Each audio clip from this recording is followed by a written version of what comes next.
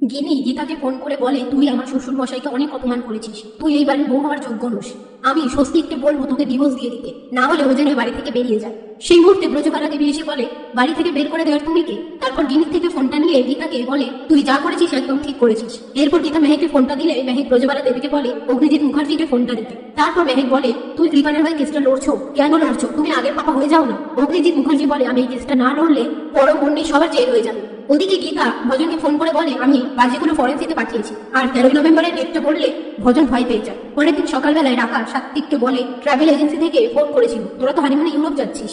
সাত্বিক বলে, আমি কোথাও যাচ্ছি না, ড্যাডের কথায় আমি শুধু গিনির সাথে ভালোবাসা নাটক করেছি, আমি ওকে ঘৃণা করি। এই সমস্ত কথা গিনি নিজের কানে শুনতে পেয়ে যায়। এরপর গিনি ঘরে আসলে সাত্বিক কিছু একটা বলতে গেলে গিনি বলে, তোমাকে আর কিছু বলতে হবে না, আমি সবটা নিজের কানে দাঁড়িয়ে শুনেছি।